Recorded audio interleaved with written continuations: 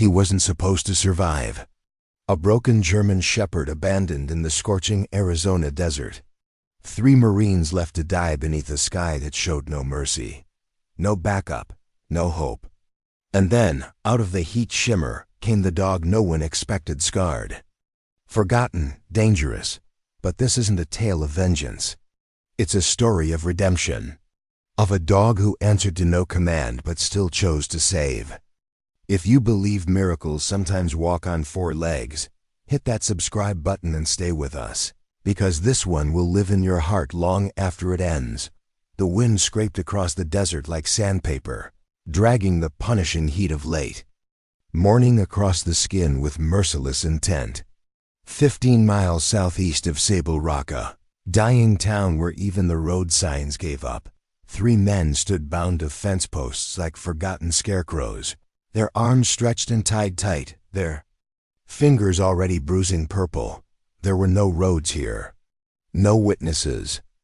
Just silence, heat, and the vultures circling high above.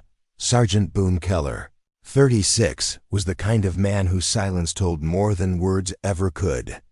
Broad-shouldered, sun-seared, with a jawline carved from stone and a broken nose that leaned slightly left, he looked like he'd walked out of a war and never quite left it. He didn't flinch. Didn't beg. Just watched, eyes steady, as the man who had betrayed them strolled across the red dust with the arrogance of a god. Way in Creed. Creed was land-rich, soul-poor, and used to being obeyed. At 52, he wore money like armor-crisp linen shirt, polished boots, a silver wristwatch that gleamed under the sun like a threat. A long, jagged scar ran from his temple to his jawline, and when he smiled, it looked like cruelty had taken root in his bones. He paused in front of Boone, plucked the dog tags from the Marine's neck like a souvenir, and said, smooth as spoiled whiskey, "You're not soldiers anymore, you're liabilities." Then he turned, kicked up dust with his boots, and climbed into his black Jeep. The tires spat gravel, the engine roared, and within seconds, he vanished into the heat. Boone's throat rasped dry air. No words came. Just silence. Beside him, Corporal Milo Dreenan sagged. At 29, Milo had always been in motion, fast-talking, fast-thinking, the kind of wiry Marine who made jokes even under mortar fire. Now his mouth was crusted with blood. His head drooped forward. His lips moved, but no sound followed. And then there was Remy Chase, Lance Corporal, just 25. Young enough to believe in clean slates, old enough to know betrayal when it punched him in the gut. He had coppery red hair, freckles across his nose, and a look in his eyes like someone watching his dreams burn down to ash. He whispered something about stars and home, but the desert stole the words before they could reach anyone's ears. The sun rose higher. The ropes didn't budge, and death waited patiently in the stillness. But they weren't alone. Hidden behind a ridge of sun-bleached rock, half camouflaged by dust and distance, a creature watched. His coat, once deep sable, had faded into desert tan. His left flank bore a scar. One ear was notched. He was bigger than most German shepherds and silent. His name was Bruno. No one called him that anymore. No one called him anything. He had once been a hero, a canine trained for war. He had ridden in helicopters and taken commands in foreign languages. Until one day, he bit the wrong man while saving the right one. They called him unfit, untrainable, dangerous, and they discarded him like a broken rifle. But he remembered. The man tied to the center post, Boone. He didn't know the name, but he knew the scent. Sweat, oil, and a faint trace of pine soap. Years ago, Boone had pulled him out of a burning truck, shielding him with his body while bullets cracked like bones in the air. That memory lived in Bruno's blood. Now, as he watched Boone sag against his restraints, something stirred inside him. Not obedience, not duty, something older, something deeper. He stood, muscles rippling beneath scarred fur, and began the slow descent toward the dying men. No birds cried overhead. No trucks passed. The only sound was the wind dot and the soft pat of Bruno's paws in the dust dot as night fell. The desert grew cold.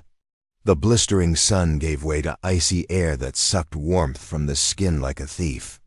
Bruno reached them beneath moonlight, 3 shapes slumped like crucified, ghosts against the fence posts. He crept close. Boone didn't stir, but his chest moved shallow, gasping. Bruno sniffed his boots, then nudged his knee gently. The man groaned. Bruno sat still. Milo twitched. Remy murmured. Bruno turned in a slow circle, then curled himself against Boone's thigh. His thick coat pressed against cracked skin, radiating what little he could offer. He licked dew from a nearby stone, carried it back, and touched it to Boone's lips. Then to Milo's, then to Remy's, again and again, for hours. As the stars wheeled silently overhead, Bruno worked. He didn't know what would happen next. He only knew he wouldn't leave. Not again. By the time the sun slid behind the hills, the desert had become a place of shadows and whispers. The wind crept low and sharp across the sand, stinging like regret. Bruno had been there through it all, unmoving except to nudge a cracked lip or press his warmth into a shivering chest. 3 Marines, tethered to posts like condemned men, were now tethered to life by the will of a dog no one had believed in. Boone stirred first. Not fully, just the flicker of an eyelid, the quiver of a breath, but it was enough. Bruno lifted his head, ears alert. Boone's eyes opened a sliver. He blinked, trying to focus, but the image before him was impossible. A pair of eyes, brown and bottomless, stared back with a calm that held galaxies of pain.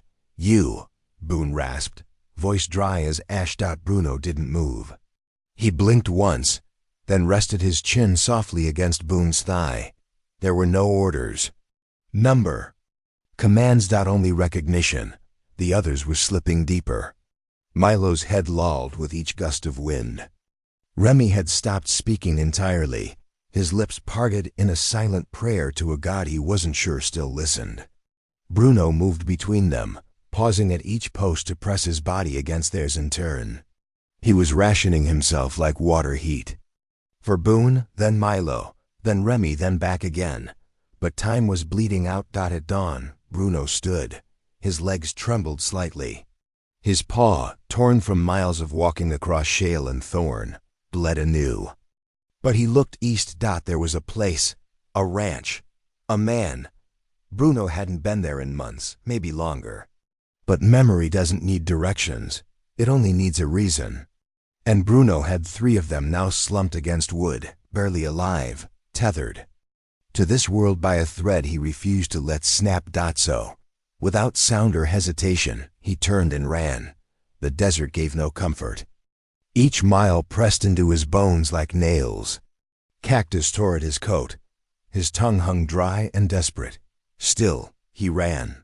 Past gulches and dry washes, past bones picked clean by heat and time. Until, as the sun kissed the edges of the mesa, he saw the fence, Cactus Hollow, a working ranch far enough from town to be forgotten, but close enough to hope. Bruno reached the fence line and stopped. He didn't bark at first, just paced back and forth, drawing circles in the dirt. Then, once sharp, loud, urgent, a door creaked. Out stepped a man, Silas Grady. Tall, weathered, in his 50s, with a face carved by sun and war. His boots were unlaced, and his hand trembled slightly as he lifted a chipped coffee mug to his mouth. His eyes, however, were still sharp. The kind of eyes that had once scanned enemy horizons and now scanned fences for broken gates. He saw Bruno. For a second, he didn't move, just stared. Then Bruno barked again, stepped back. Barked, ran 10 feet. Stopped. Looked back. Silas narrowed his eyes. What the hell? Bruno barked again, tail stiff, eyes locked on the man. Something clicked. Not memory exactly. Something beneath it. Recognition of purpose. You trying to tell me something, boy? Bruno ran again 10 yards this time, then paused. Silas didn't need more. He threw the mug down, strode inside, and returned minutes later with a saddlebag slung over one shoulder and a revolver holstered at his side. From the barn, he called. Murphy, a paint gelding with more opinions than brains. The horse balked when it saw Bruno, but Silas didn't give him a choice. "Let's go, old man," he muttered to Murphy. "Looks like we got something to fix." They rode hard. Silas didn't speak. Bruno led fast, looping back when the terrain grew steep or the trail uncertain. The heat rose behind them like a second sun, but they didn't slow. It wasn't until the final ridge that Silas saw what Bruno had seen hours earlier. 3 posts, 3 bodies, 1 choice. Silas swore under his breath. Murphy galloped. Bruno charged. They hit the clearing like salvation. Boone's head lolled as Bruno nosed at the rope. Milo didn't stir. Remy barely groaned. Silas leapt from the saddle, knife already in hand, and began cutting the ropes with the speed of a man erasing his regrets. "You've got to be kidding me," he whispered as he caught Boone's collapsing. "Wait, they left you out here." Bruno moved to Remy, licking gently at his cheek. Silas freed him next. Then Milo. The men sagged into the shallow shade of the ridge. Bruno curled beside them. "You brought me here," Silas said, crouching beside Bruno. "You did good." Bruno didn't move. He just lay between the Marines, his chest rising and falling with quiet determination. Silas looked down at Boone's cracked lips and heat-blistered skin. "You're gonna make it," he said, more to himself than anyone. But Boone's eyes opened again, not wide, just enough. "You came," he whispered. Silas shook his head. "No, he did." Bruno's tail thumped once. As the sun rose and the heat returned with a vengeance. The 4 men, 3 broken. 1 battered sat in silence beneath the shade, and the dog who had once been forgotten became the reason they were. Not. The desert was merciless at midday. It didn't just scorch, it punished. Every gust of wind carried tiny daggers of sand, and the sun pressed down like a curse. There was no relief. No breeze, no shade but the thin band cast by the ridge. But in that narrow margin between life and death, 4 men and 1 dog clung to each other like a promise that hadn't yet been broken. Silas moved like a man haunted, precise, quiet, his weathered hands working fast but steady as he cleaned. Cracked lips checked pulses and offered sips of water from his canteen.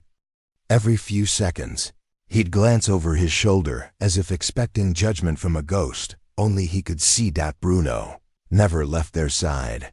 The big shepherd shifted between the Marines with careful purpose. He curled against Remy's chest, nudged Milo's shoulder when his breathing grew shallow, and pressed against Boone like a living shield. His ribs rose and fell with quiet rhythm, his notched ear flicking at every whisper of wind. He was no longer a ghost. He was anchor, warmth, and guardian. Time passed slowly, measured in breaths and murmurs. At one point, Boone stirred and whispered, "We shouldn't have taken that job," Milo coughed. "Didn't even ask what was in the trucks, just saw the money." "I needed out," Boone rasped. "Didn't care how." Remy, still half delirious, whispered, "I just wanted to belong." Silas listened, jaw clenched. He didn't speak, not yet. His silence wasn't distance. It was grief, aged into muscle memory. The last time he'd been 15 minutes late. A man had died in his arms. He never forgot that name, never said it out loud. But it lived under his skin. As the sun inched higher, Bruno stood. His steps were slower now, one paw still bleeding, but his resolve didn't waver. He padded up the ridge, eyes scanning the horizon. There was no help coming. Not unless someone brought it. And Bruno knew. He turned back toward Silas and barked. Once, low, meaningful. Silas squinted. "You think I should go?" Bruno barked again. Then he turned and started walking, not running this time, but limping with a purpose that left no room for doubt. Damn dog's smarter than most men. Silas muttered, grabbing the canteen and his bag. Stay alive, boys. He swung up onto Murphy's back, gave the gelding a kick, and followed Bruno into the heat. Behind them, the three Marines drifted in and out of consciousness. Heat shimmered off the red sand in liquid waves. Their minds wandered not in dreams, but in echoes. Boone's thoughts took him back to a moment he'd buried deep. Afghanistan. A convoy hit by an IED. Smoke, fire, screams. A shattered Humvee, a dog limping through the flames, dragging a broken leg. Bruno, young, clean, sharp, crawled into Boone's reach. He was just a working dog back then. No name, just a number and a harness. Boone had picked him up without thinking, ignoring the pain in his own leg, carrying the dog toward the medevac with bullets slicing the air around them. Got him! Boone had shouted. He never saw the dog again. Until now. Was it you? Boone whispered to the empty desert. Was it always you? Back on the trail, Bruno moved faster. Silas pushed Murphy harder, sweat rolling down his spine, grit stinging. His eyes. Every time he thought the dog would stop, Bruno surged forward again, driven by something older than instinct, something that felt a lot like faith. After a brutal hour through bone-dry creek beds and dust-choked ravines, they crested a bluff. Silas saw them, three figures slumped against fence posts, unmoving. He kicked Murphy into a gallop, heart pounding. By the time they reached the clearing, it was almost too late. Remy had stopped mumbling. Milo's pulse was barely there. Boone's head a low lead. Silas dismounted fast, pouring water into cracked mouths, cutting bonds that had already scarred. He didn't speak. There was no time for words. Bruno circled, nose to skin, pressing close, watching. You ain't dying today, Silas growled through clenched teeth. Not on my damn watch. He worked fast, dragging the men into deeper shade, using his own saddlebag to prop their heads. He doused cloth in water and wiped dust from their eyes. Every so often, he'd pause to stare at Boone's face, as if trying to remember the man beneath the grime and blood. You saved my dog once, he said softly. Looks like he returned the favor. The desert held its breath. Bruno lay down beside them again, curling tightly between the three men, his body trembling but still strong. He didn't sleep. He didn't rest. He watched and waited. An hour passed before Silas heard it, a low hum. Barely there, but growing. A truck. Hope. On four wheels. He grabbed his radio and pressed the mic with fingers that still shook. Nora, it's Silas. I need you. Three men, half dead. Cactus Hollow trailhead. Bring everything. The static crackled. I'm on my way, came the voice. Calm, fierce, female. And then it was just silence again, broken only by the breathing of the living. And the loyalty of one battered dog who refused to let go. The first thing Nora Grady saw as her truck crested the ridge was the shape of a dog, broad-chested, still, seated like a statue at the edge of a miracle. She parked fast, boots hitting the dust before the engine stopped humming. Her scrub top was already streaked from a double shift at Tamerlan General, and her braid, once neat, had loosened into strands that clung to her cheek. But her eyes, those steel-gray eyes, were alert, precise, the kind that had stared down dying men and dared them to live. Three bodies lay in the shade, and Bruno stood between them like a sentinel. God, she murmured, rushing forward. Silas met her halfway, the lines around his mouth taut with held-back panic. I thought I was too late again, he said, his voice cracking on the last word. Nora didn't waste time. She dropped to her knees, hands already moving, checking pulses, pupils, skin elasticity. She worked with the urgency of someone who didn't believe in second chances, not when a first one had cost her everything. These boys are lucky, she said, tearing open her canvas kit. Another hour and they wouldn't have made it. They're Marines, Silas muttered. They don't quit easy. No one out stubborn's heat stroke, she snapped. Hand me that gauze. Silas obeyed. Bruno shifted beside her, watching every move. She glanced at him, her fingers briefly brushing his flank. "You're the war dog," she whispered, almost to herself. "The one he told me about." Bruno didn't respond. He didn't have to. He just stayed. As she administered 4 fluids from a makeshift stand rigged from her toolbox handle. She paused only once when Boone rasped her name through cracked lips. "He found you," he said, blinking up at her. "No, Sergeant," she replied, smoothing the bandage over his wrist. "He found you. You owe him more than a medal." Bruno laid his head gently against Boone's chest. The Marine's hand, still trembling, still uncertain, lifted an inch and found the dog's fur. They stayed like that, still but speaking. More than words ever could. Milo stirred next, coughing sand and regret. Remy followed, weak but conscious, blinking at the pale sky like it was a question. When the worst had passed and the IVs were dripping steadily, Silas sank beside his sister. For a long moment, the two said nothing. Then Milo sat up, wincing, and spoke. "I kept something." Nora turned, wiping sweat from her forehead. "What?" He reached into his boot, fingers fumbling, and pulled out a wrapped bundle. Dusty cloth. Frayed seams. A hidden notebook. He held it like it burned his hand. "It's all in here," he said. "Names, drop points, every deal Creed ever cut. I wrote it down when I figured we weren't getting out. Figured someone should know." Silas took the book, flipping it open with care.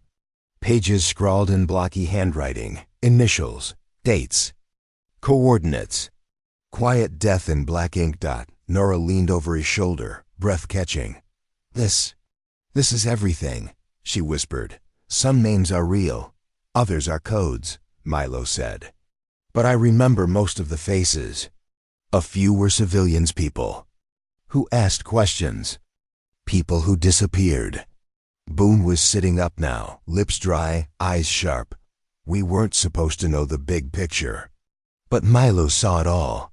Nora turned the page and froze. There, scratched in the margin of an old entry, was a name written in shaking ink. "Karen Dupré." Nora's voice cracked. "She was my roommate." Silas looked at her. "From nursing school?" "She moved out here same time I did. Took a job on a ranch hospital. Quit 2 months later, said something wasn't right.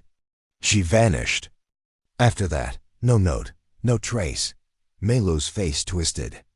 "I saw her once in the back of a truck. She looked scared. Then she was gone." The silence that followed felt like stone. Boone finally said, "We can't take this to the local sheriff. Creed owns half the force." Silas nodded grimly. "Yeah, and the other half are scared." Remy's voice was barely above a whisper. "So what do we do?" Bruno lifted his head. He walked to Silas and nudged his hand. Silas smiled without humor. "Even the dog agrees." Nora straightened, wiping her hands. "We build a case, quiet, smart. I know field medics, EMTs, trauma nurses, people who've seen the wrong things but were too scared to talk. I bring them this. They'll listen." Boone looked at Milo. "You hold on to it. That book stays with the man who bled for it." Milo nodded and tucked the ledger into his chest pocket. Close to the heart he nearly lost in the dust. Bruno circled once, then settled between them again. 4 Marines, 1 nurse, and a dog that refused to give up. As the light faded, the air cooled, and the war not of bullets, but of truth began. They would not fight it alone. Night draped itself across the desert like a quiet warning. But for the first time in months, maybe years, the people of Sable Rock weren't just waiting to survive until morning. They were preparing. The old chapel on the edge of town had long been forgotten. Its adobe walls had cracked, its bell tower had sagged, and its wooden pews were covered in a decade of dust. But tonight, the lanterns inside burned like watchfires, and the air pulsed with something new. Not anger. Not yet. Resolve. Silas Grady stood near the pulpit, his cowboy hat held to his chest like he was about to offer a prayer. Boone, Milo, and Remy sat behind him, bandaged but upright, their military posture unmistakable despite the bruises.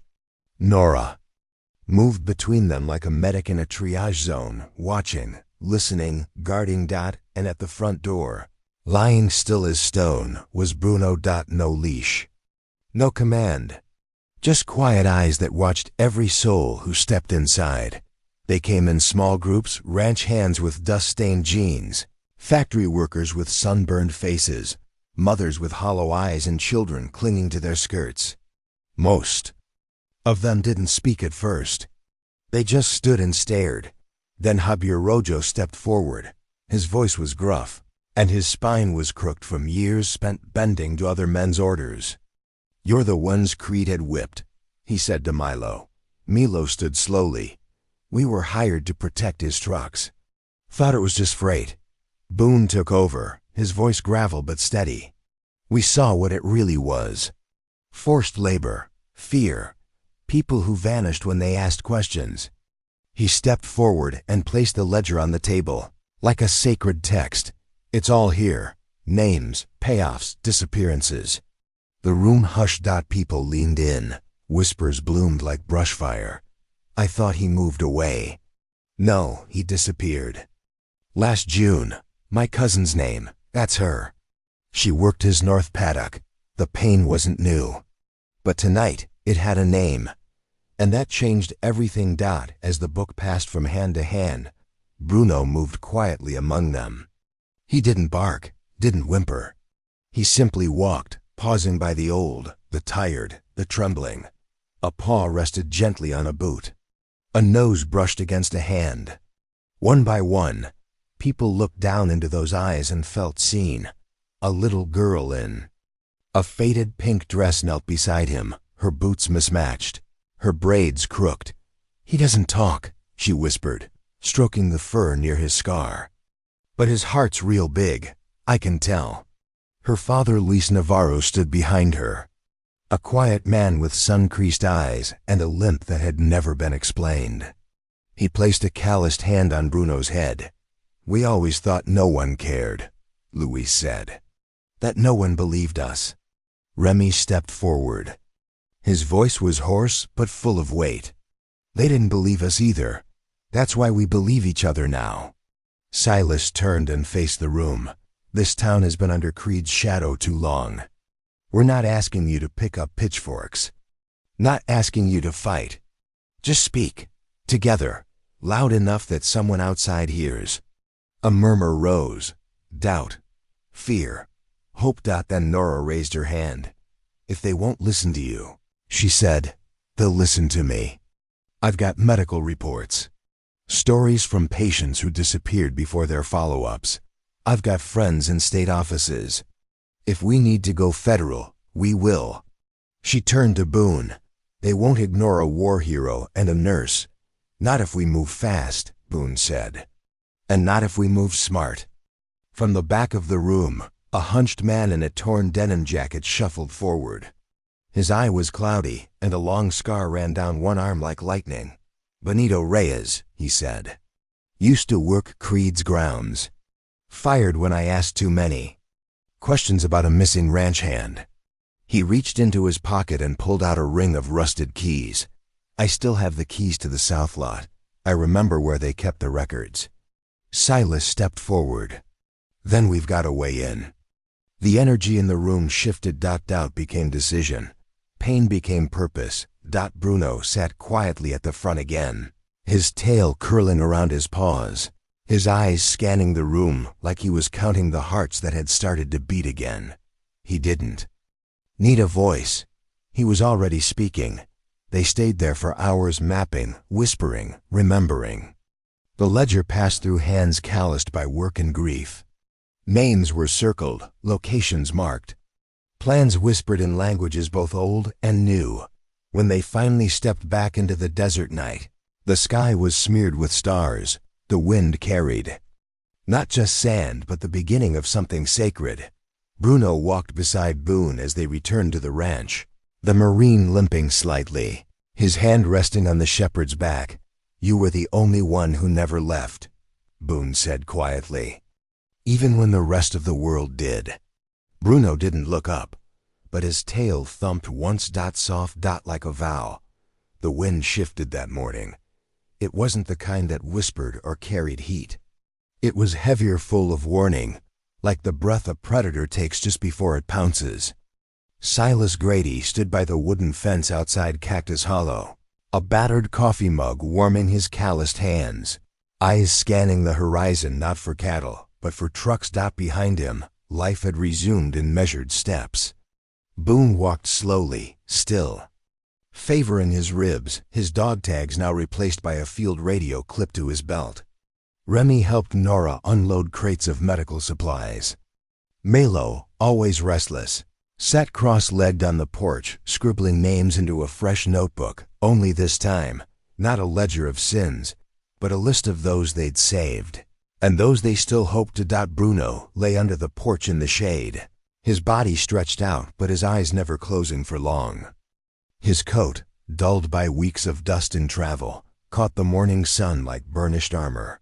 He looked peaceful, but every flick of his ear said otherwise. Then he growled low, a sound like gravel moving beneath the earth. Silas looked up. A plume of dust rose on the horizon. 2 trucks, black and broad, speeding down the dirt road like a storm with wheels. The tension cracked through the morning calm. Boone's hand went instinctively to the revolver on his hip. Silas didn't move. He took a final sip of coffee and set the mug down slow, as if this was just another morning on the ranch. The truck screeched to a stop outside the gate. From the first stepped Cal Reuter, broad-shouldered, buzz-cut, with a shotgun slung carelessly across his back. His belt buckle was oversized, and his jaw was lined with the arrogance of someone used to making people disappear with one phone call. 3 more men spilled out behind him, younger, louder, trying too hard to look dangerous. They wore dark vests and mirrored sunglasses. Guns hung off their belts like toys they barely knew how to use. Cal shouted, "We're here for the traitors. Creed wants his property back." Silas stepped forward slowly, voice calm. "We're not property. And Creed's going to need a lawyer more than he needs thugs." Cal sneered. "Ain't no lawyer going to save you from what's coming." That's when Nora stepped out from the barn, holding her phone high in the air. "Funny you should say that," she said, her voice cool as glass. "Because you're already live," Cal blinked. "And not just on video," she added. "There's a U.S. Marshal a mile down the road. You've got about 30 seconds to explain why you brought unregistered weapons onto private land." And just like that, they appeared. From behind the scrub brush and down the cattle trail, 3 vehicles pulled in, black SUVs with tinted windows and government plates. Marshal Reener stepped out first, tall, broad-chested, skin the color of desert stone, and a voice that didn't need to raise itself to be heard. "That's long enough," he said, walking with purpose. "Drop your weapons." Cal turned too slowly. 3 federal agents moved with the kind of speed that came from training and conviction. Guns raised, triggers not shaking. Cal's shotgun hit the dirt. The others followed suit. "By order of the U.S. government," Reener continued, "you're under arrest for obstruction of justice, threatening protected witnesses, and illegal transport of firearms." Cuffs clicked like punctuation. Bruno stepped forward then, silently, standing just behind Nora. He didn't growl. He didn't bark. But his presence was enough to still the air. Boone exhaled and murmured, "Didn't think it'd be that easy." Reener almost smiled. "You're lucky someone called the right people in Phoenix. Federal jurisdiction trumps everything out here, even Creed's money." They watched in silence as the trucks were seized, the men loaded into vans, and the dust settled. Again, like the desert had taken a long breath. But the fight wasn't over. That afternoon, a SWAT team rolled up to Wan Creed's ranch. They raided barns, broke locks, dug up dirt and records and secrets. And they found more than even Nora expected. A cache of ledgers. Photos, videos. Chemical Drums, payment lists, and coded transactions that linked Creed not just to labor violations, but to trafficking networks, backroom deals, even missing persons reports buried under other names. They found a girl's scarf faded pink, tucked into a metal footlocker. Nora identified it immediately. Karen's, she whispered. When they stepped into Creed's office, he was seated behind his desk, cigar half smoked, expression unreadable. "You boys made a mistake," he hissed. As Boone passed him in handcuffs, Boone didn't flinch. "So did you." Back at Cactus Hollow, silence settled again, but this time it wasn't fear. It was peace. The townspeople arrived slowly as word spread. Not to fight. Not to celebrate. To see it with their own eyes. To believe. And Bruno. Bruno chased a rabbit halfway across the yard before trotting back, tail wagging. Nora knelt and tied a red bandana gently around his neck. "There," she said. "Now you're official." Boone crouched and rubbed his hand along Bruno's thick coat. "You're staying," he said quietly. "You know this place could use a good dog." Bruno leaned into the touch, not just because he was home, because he had chosen it. By noon the next day, the fences at Wan Creed's ranch were draped in yellow crime scene tape. The once impenetrable kingdom of arrogance and cruelty had turned to a circus of flashing lights and evidence bags. Agents moved through barns and back rooms, cataloging sins in manila folders. Creed himself had been flown to Tucson under federal custody, his wrists cuffed, his mouth filled with venomous silence. He hadn't spoken a word since the moment they showed him the photos, the evidence. The ledger Milo had risked his life to protect. Back at Cactus Hollow, life resumed, but it wasn't the same. Something had shifted in the land. It wasn't just that the trucks were gone. It was the stillness that came after a storm, the kind where you listened to see what was left standing. Boone sat on the porch, watching Bruno chew lazily on a stick under the afternoon shade. His ribs were still bruised, and the sun had baked a permanent line across his neck where the rope had once bit into his skin, but his eyes were clear now, steady. "I think he remembers," Boone said quietly to Nora, who was kneeling beside Remy and checking a healing cut on his temple. Nora looked toward Bruno. "He never forgot. I pulled him from fire once," Boone continued. "Didn't know if he made it, but something in him. He knew me, even after all those years. That's what loyalty does," she said. "It waits." Bruno stood and patted over, tail swishing gently. He rested his head on Boone's knee, closing his eyes like he could finally sleep. That afternoon, Milo sat down beside Silas with the notebook open again. But this time, the pen didn't scribble names to be exposed. It recorded people who had survived. Luz Navarro, Bonito Reyes, Karen Dupre. "She's still missing," Milo said. "We may never know." "We'll keep looking," Silas replied, his jaw set.